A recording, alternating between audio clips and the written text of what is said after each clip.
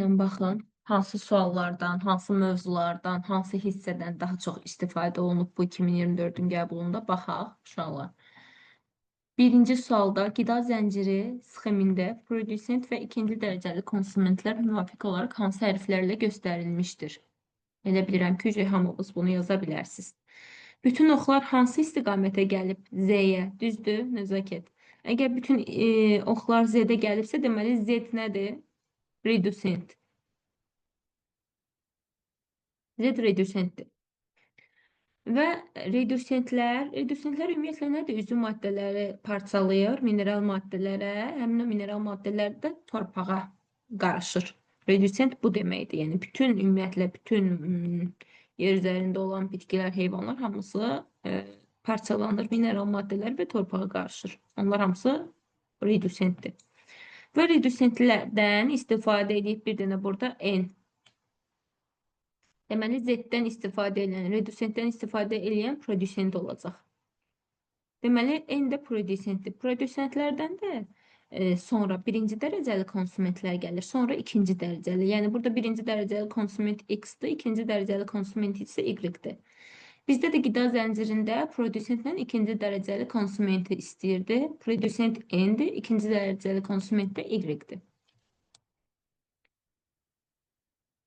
İkinci sual, insanın mədə-altı vəzisi haqqında deyilənlərdən hansı deyir yanlışdır?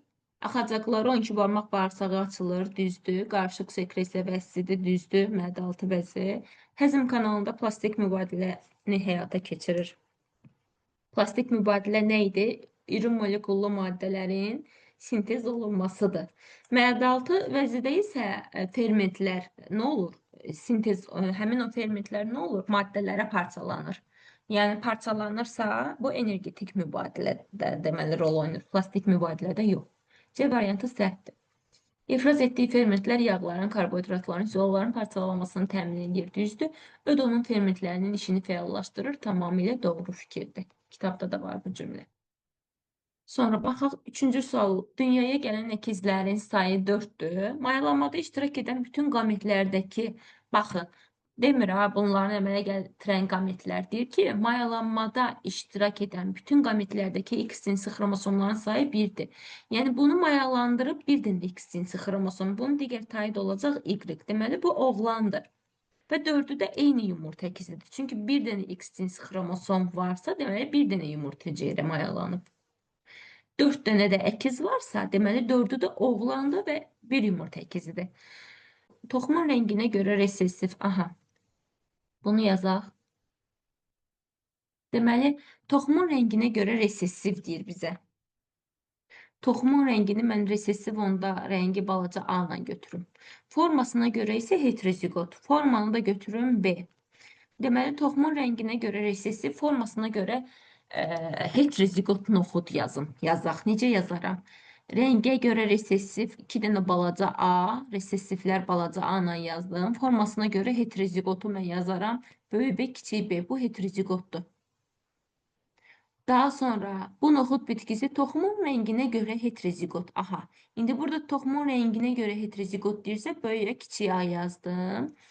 Formasına görə isə resessiv. Kiçik B, kiçik B. Dediyi kimi yazdım. Alınan nəsildə hər iki əlamətə görə homozigot fərdlər məhv olarsa, deməli bu çarpazlaşmanı aparanda, aparaq çarpazlaşmanı. Bu mənə verəcək kiçik A, buradan yazıram. Kiçik A, böyük B, daha sonra kiçik A, böyük B, kiçik A, kiçik B qametlərini verdi.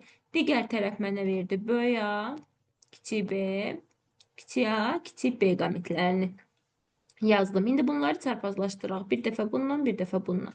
Çarpazlaşmasını yazıram.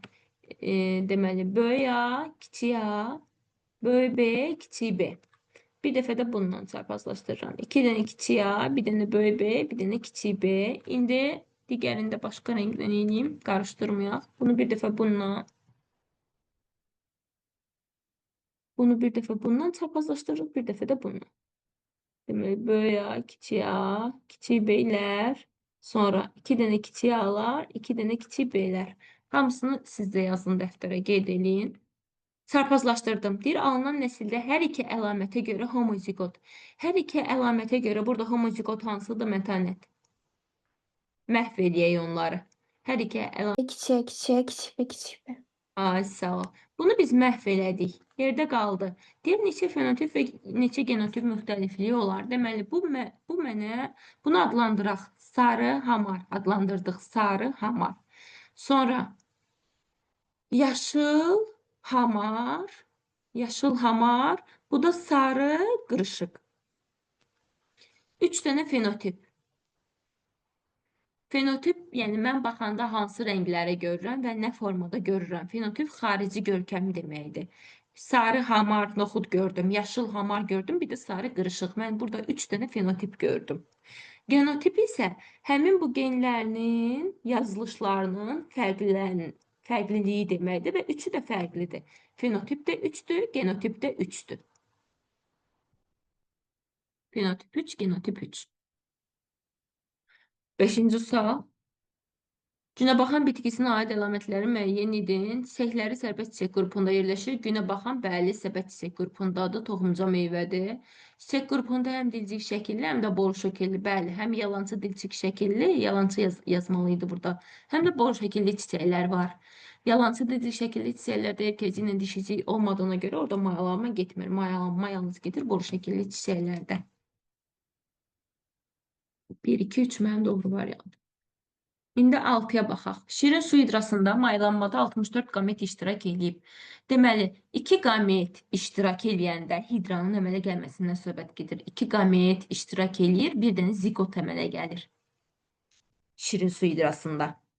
Burada 64 dənə qamet iştirak eləyibsə, 64-ü avtomatik mən 2-yə böldüm. Neçə elədi zigot? 32 zigot var burada. Zigot. Əlverişli şəraitdə maksimal sayda fərd əmələ gəlmişdir. Aha, yəni 32 dənə fərd əmələ gəlib maksimal sayda. Bu fərdlərin sayı qədər nüvə dizenteriya əmöbün insanın bədəninə daxil. Bu fərdlərin sayı qədər nüvə dizenteriya əmöbünün insan bədəninə daxil olan neçə sistasında olar? Deməli, bir dizenteriya əmöbündə bir dənə sistada 4 nüvə var. Bəs 32 dənə sistada neçə nüvə olar? 8. Cavabım oldu 8. Çıxış eləyərək tapa bilərik. Daxili mayalanma var. Var, sol yumurtanın olması.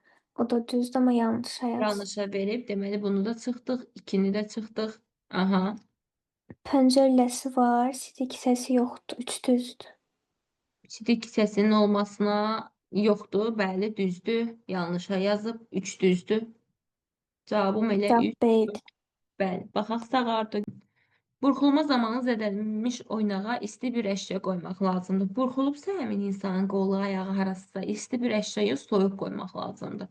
Onurğa sınığı zamanı zərərət çəkmişə arxası üstü uzatmaq lazımdır. Onurğası sınıbsa qarnı üstü uzatmaq lazımdır. Onurğası üstü, arxası üstü uzada bilmərəm axı. Kəllənin sınıqları zamanı zərər çəkmişi üzü aşağı uzatmaq lazımdır. Kəlləsi sınıbsa, bunu da arxası üstü uzatmaq lazımdır, üzü aşağı yox. Yalnız açıq sınıqlar zamanı işinə qoyulur, yalnız açıq sınıqlar zamanı yox. Qabırğaların sınması zamanı döş qəfəsində dərindən nəfəs vermə vəziyyətində sarılmaq lazımdır, düzdür. Qovuğu ilə gəlsəmə qapaqlar sümüklü balıqlardadır. Burada sümüklü balıq hansıdır? Şamayı. Deməli, Orhan, avstropitekləri parapiteklər üçün nə üçün? Avstropiteklərlə deyil, parapiteklər nə üçün rəqabətdə ola bilməz? Avstropiteklər neogen dövründə yaşayır, parapiteklər isə paleogen dövründə. Fərqli müxtəlif tarixi zamanlarda yaşayıblar ona görə. 11. Dediyim kimi, öküz soliteri, bioelementləri necə ayrı elədik? Deməli, əgər aralıq sahibi varsa, bu bioelementdir. Öküz soliterinin də aralıq sahibi olduğuna görə bioelementdir. Və insan əsas sahibində törətdiyi xəstəlik, öküz soliterinin törətdiyi xəstəlik Tenyarinxoz xəstəliyidir. A variantı ilə. Şəkildə öz-özünə tozlanan bitkidir. Bu, artıq bilirik. Bu da çarpaz tozlanan bitkidir. Aytac. Bu öz-özünə tozlanan, bu da çarpaz tozlanan bitkidir. Baxaq. Deməli, öz-özünə tozlananlarda homozigotluluq artır. Çarpaz tozlanmada isə heterozigotluluq, hetero. Sonra çarpaz tozlanmanı kütləvi seçmədə istifadə edirlər, öz-özünə tozlanmanı isə fərdidə. Daha sonra arzu olunan əlamətləri seçirlər öz-özünə tozlanmada. Arzu olunan əlamətlərin möhkəmləndirilməsi üçün öz-özünə tozlanan bitkilər seçirlər. Bir də sağ xətlərin alınması üçün sağ xətlərlə, yəni homozigotların artırılması öz-özünə tozlanmaya aiddir. Baxaq, heterozigot fərdlərin sayı artıb, bu 2-yə gedəcək. Arzu olunan əlamətlərin möhkəmləndirilməsi 1-ə gedəcək. Akasiya və yonca bitki tozlanan bitkilərdir, 2-yə gedəcək. Homozigot fərqlər 1-ə gedəcək. Sağ xətlərin alınması 1-ə gedəcək. Kütləvi seçimə tətbiq olunur. Kütləvi çarpazda tətbiq olunur. 2-yə gedəcək. Amma əgər fərdi seçimən desəydi, o da 1-ə gedəcəkdi. Keçən dəfə də soruşdum dərsdə bunları. 13. Ağac gövdəsinin quruluşu verilib, sxem üçün uyğunluğu müəyyən edin. Deməli, qabıq qatıdır. Qabıqdan altda fliomadır bu. Sonra ikinci nə ola bilər? İkinci kambi də olar. Kambi də olar, mantar da olar. Yəni fərqi yoxdur. Gəlin yazaq mantar ya kambi. Üçüncü də özəkdir. Əsasən ehtiyat toplayıcı toxumadan təşkil olunub özək. Neçə dəfə demişəm ki, özəyin bir dənə toxuma qrupu var. O da əsas ehtiyat toplayıcı gəlinir. Ələyə bənzər borulara filiamada təbii ki, rast gəlinir. 1-ə B. Qabığın tərkibinə daxildir. Qabığın tərkibinə fleoma qabığın tərkibinə daxildir. 1-ə B, D. Tez-tez mitoz bölünmə baş verir. Tez-tez mitoz bölünmə kambidə baş verir. İlik halqalar da onun hesabına yaranır. 2-yə aid eləyərəm C-ni. İlik halqalar əmələ gətirir, o da kambi. E. Deməli, 1A, B, D, 2C, 3A. Sonra hansı bitkilərin çiçək yanlığı olmur? Qeyri-tam çiçəkləri olan bitkilərin çiçək yanlığı olmur. Bunlar sonra söyüd, qovaq. Söyüdü deyərəm, qovağı deyərəm. Qovaq. Sonra qozun yanında fındığı da deyərəm, fındıq. Bunlar qeyri-tam çiçək yanlığı olan çiçəklərdir. Bunların çiçəkləri, yəni. Onları indi burada taparıq. Söyüd, qovaq, yox. Qovaq görürük, söyüd də elə bir variant.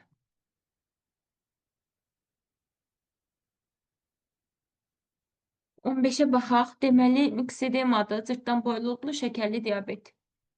Şəkərli diabet mədə 6 yazaq bura. Cırtdan boyluluq hansı vəzinlidir? Hipofizin. Hipofiz.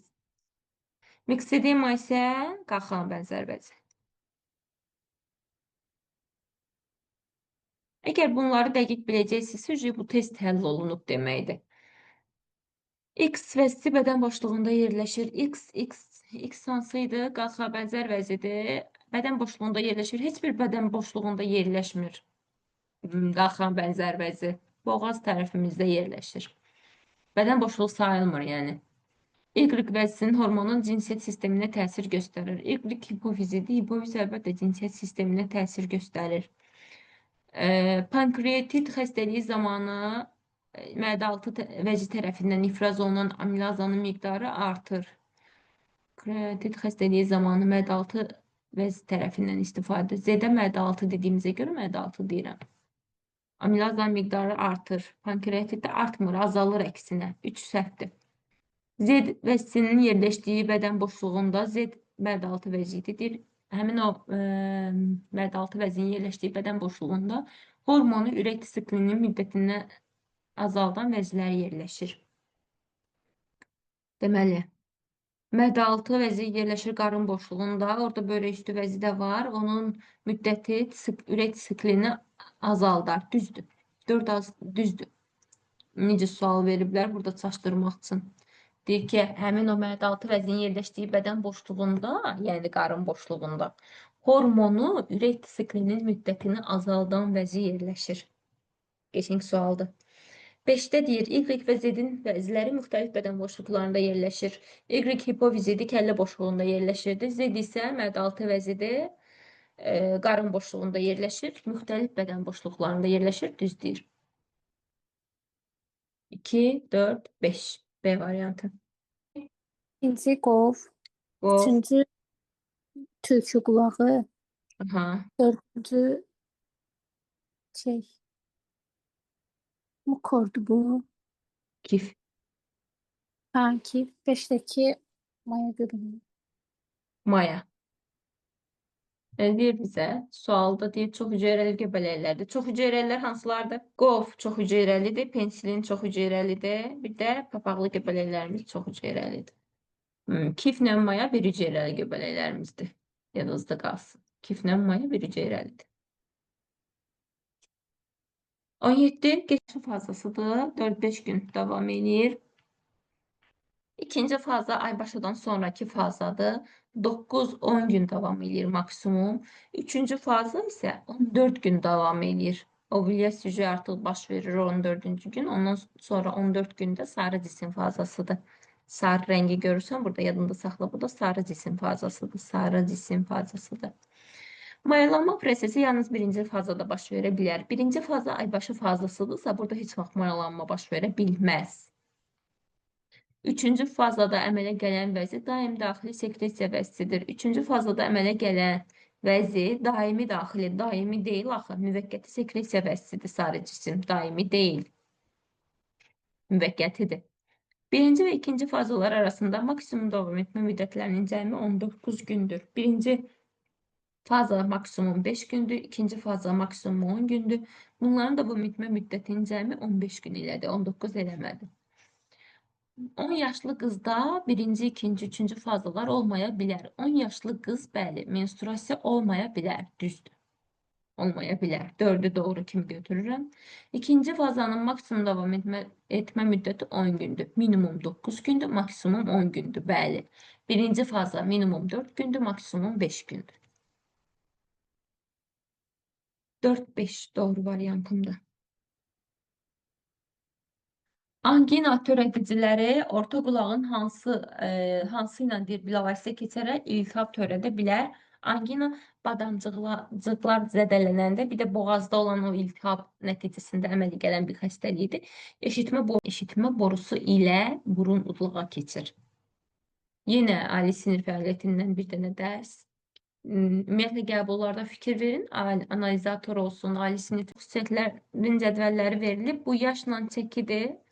Deməli, 18-65 yaş arası insanlar qan verə bilər və çəkisi 50-dən daha çox olan insanlar qan vermədə iştirak edə bilər. RH müsbət qan qrupuna malik Səbinə. Səbinənin qanı RH-B-dir, yəni 3-cü qan qrupudur və müsbətdir. Müsbətdir. 3-cü qan qrupudur və müsbətdir. Deməli, Səbinəyə kim qan verə bilər? Baxıram, yaşı Salihin 16-dır, verə bilməz. Əsmərin də yaşı 15-dir, verə bilməz. 18-dən yuxarı Əkbər verə bilər, bir də Nazlı verə bilər. Amma Əkbərin çəkisi 76-dır, bu dəqiq verə bilər. Qanı da 3 müsbətdir, verə bilər.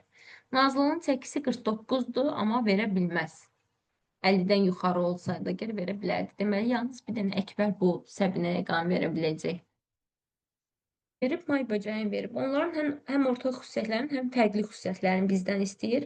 Həzm vəzisi qidanın həzmində və sorulmasında iştirak edir. Həzm vəzisi qidanın həm həzmində, həm sorulmasında iştirak edir. Bu xərçənglərdədir. İfrazat sistemi həzm sistemi ilə əlaqəlidir. İfrazat sistemi, ümumiyyətlə biz demişik ki, kloakası olanlar, pigi boruları olanların hamısının ifrazat sistemi ilə həzm sistemi bir-birindən əlaqəlidir. Hər ikisində 3-3-ə gedəcək. Çox kameralı ürəyə malikdir. May böcəyi. İnkişafı düzünədir. Xərçəngin inkişafı düzünədir. May böcəyində dolayı idi. Qan qida maddələrinin bədən hüceyrələrinə daşınmasında iştirak edir. Bu da hər ikisində. Nə deməkdir? Qan qida maddələrinin bədən hüceyrələrində daşınmasında çağ xərçəngi də həm oksigeni, həm də qida maddələrini daşıyır. Amma may böcəyində isə qan yalnız qida maddələrini daşıyır. Yenə də ikisinin də ortaq xüsusiyyətidir. 1-ə 1, 5, 2-yə 2, 4, 3-ə də 3, 6 olan variantı seçəcəksiniz. Hüceyrədaxili həzm prosesini həyata keçirilən orqanoidin formalaşdığı hüceyrədaxili həzm prosesini həyata keçirir lizosom. Lizosom da formalaşır Golgi kompleksində. Histologiyaya aid mövzuydu. Histologiyaya aid mövzulardan da bir dənə düşür qəbula. Aşağıda onurğalılara aid olan 3 müxtəlif yetkin fərdin baş beynin şəkilləri göstərilib. Aha, bu hissədən söhbət gedir. Baxacaq indi. Baş beyinə aid olduğu fərdlərin bədənlərində dövr edən qan növlərinin sayını müəyyən edin. Baxaq. Baş beynin şəkilləridir. İlk 3 dəqiq quşlardır. Çünki quşların beyincinin üstündə qırışlar var. Suda qurda yaşayanlardır. Bugünkü dərsimiz suda qurda yaşayanlarındır. Suda qurda yaşayanlarda 3 dənə qan var. Arteriya, venos, bir də qarışıq qan. Quşlarda 2 dənədir. Arteriya ilə venos. Məməlilərindir. Bu beyin. Arteriya, bu da venos. Belə gedəcək də sıralama. 3, 2, 2. Bu formada gedəcək. Vavilova görə mədəni bitkilərin mənşə və müxtəliflik mərkəzlərini müəyyən edin. Deməli, Aytat, Vavilova görə 7 mənşə mərkəzi müəyyən olunub. Bitkilərdə mənşə və müxtəliflik mərkəzi 7 ədəddir. Cənub-Qərbi Asiya, Cənub-Qərbi Asiya. Hamısı kitabda var. Sonra Şərqi Asiya, Cənubi Asiya, Həbəşistan var idi orada, Aralıq dəniz var idi, Mərkəzi Amerika var idi, Mərkəzi Amerika, bir də Cənubi Amerika. İndi burada var Cənubi Amerika, Həbəşistan, Şərqi Asiya. Avstraliya yoxdur, Avropa, Sibir yoxdur, Şimali Amerika yoxdur. Mərkəzi və Cənubi Amerika var. 1, 2, 4 cavab oldu. Sağlam insanda parasimpatik sinirlərlə ötürülən oyanmalar. Deməli, simpatik sinirlər bütün orqanlarımızın fəaliyyətini gücləndirən, parasimpatik isə zəiflədən sinirlərdir. Amma bir də həzmdə, mədə bağırsağı nəzərlərində isə əksini işləyirdi bunlar. Əks prinsipdə işləyirdi. Parasimpatik gücləndirirdi, simpatik zəiflədirdi. Baxaq birinci, parasimpatikdən söhbət gedir. Ürək disiplinin müddəti azalar. Ürək disklərinin sayı azalır, amma ürək disiklinin müddəti azalmır, artır. Disikl müddəti artır, amma say azalır. Məsələn, üçüncünü doğru kimi götürərəm. Disikl sayı azalır, amma müddət artır. Göz bəbəyinin diametri kiçilir, düzdür. Sonra dördüncüdə bizə nə deyir? Dördüncüdə deyir, mədə zəllərinin hərəkəti güclənir, düzdür. Dedi ki, həzmdə mədə bağırsağın əzəlləri gücləndirir, parasimpatik, simpatik zəiflədirdi. Nəbz vurğularının sayı artar deyir, artmaz, azalar.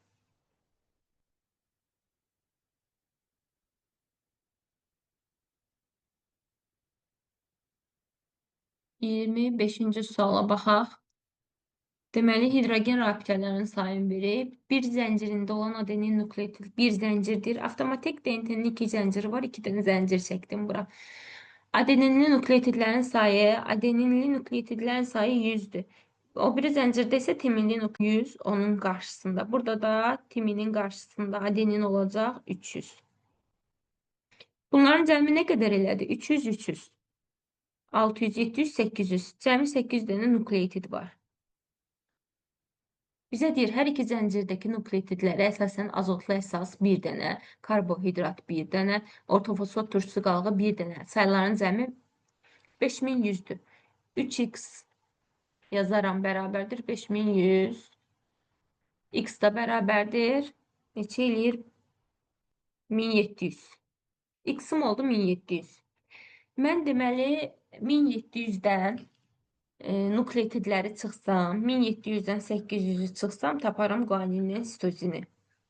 Niyə guaninlə sitozini tapmalıyam? Çünki hidrogen rabitələrin sayını tapmaq üçün hidrogen rabitələrin sayı bərabərdir nukleotid üstə guanin və yaxud da sitozinin sayı. Tapdım. 1700-dən 800 çıxdım. Neçə qaldı? 8, 9, 900. Bu 900-ün yarısı, yəni 450-si guanindir, yarısı da 450-si də sitozindir. Yerinə gətirib qoyuram. Nukleotid sayı 1700 üstə. Guanini də tapdım 450. Elədi 2150. Cavab 2150. Bütün hidrogen abidələrin sayını tapdım.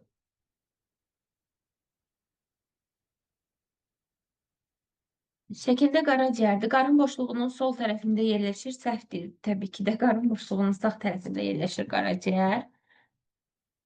Qanın formalı elementlərin parçalanması baş verir, düzdür. Canlı donorda bu orqanın bir hissəsi digər insana köçürmək mümkündür. Donor olaraq bəli, əlbəttə bərpa oluna bilən bir hissədir qaraciyər. Ona görə bir insanın digərinə köçürülə bilir. Suda həll olan vitaminlər burada depolaşır. Suda yox, yağda həll ola bilən A, E, K vitaminləri burada depolaşırdı. Suda yox, yağda. 26, 27 əlverişli şəraitdə həm dişi, həm erkək qametlər əmələ gəlir. Aha. Ya erkək, ya dişi qametlər əmələ gəlsin. Birində isə ümumi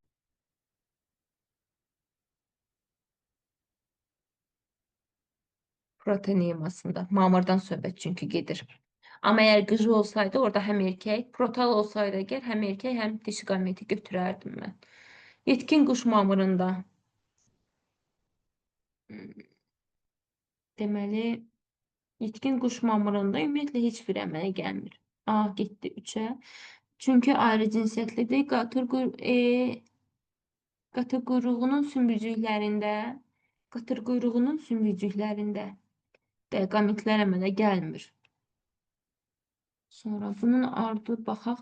Erkək qıcının protalı. Bax, protalda həm arxegoni var, həm də anteridi var. Yəni həm dişi var, həm erkək qamet var. A'ya getdi bu. Yetkin amfibilər adını təklif etmişdi. Amfibilləri təklif edən olub Linney. İkinci alim isə zoologiyanın fəlsəfə əsərini yazmışdı. Bu da təbii ki Lamarckdır. Lamarck. Biri Linney, biri Lamarck. Birinci alim Linney, ikinci Lamarckdır. İndi baxaq. 28-ci sualda birinci alim kimdir? Linney və o hansı sistematik kateqoriyaları irəli sürdürüb? Linney növ, cins, dəstə və sinif sistematika kateqoriyalarını irəli sürdürüb. Bu sistematik kateqoriyalardan bir yazaq. Növ, cins, dəstə, sinif. Bu sistematik kateqoriyalardan hansılar həm bitki, həm də heyvanların təsnifatlarında istifadə olunur? Növ, cins, sinif həm bitkilərdə var, həm heyvanlarda. 29-cu sual. İkinci alim kimdir? Lamarck və onun təsnifat sxeminin sonuncu pilləsində. Deməli, Lamarck 6 dənə pilləyə ayırıb 14 sinifdə qruplaşdırıb. Amma ən sonuncu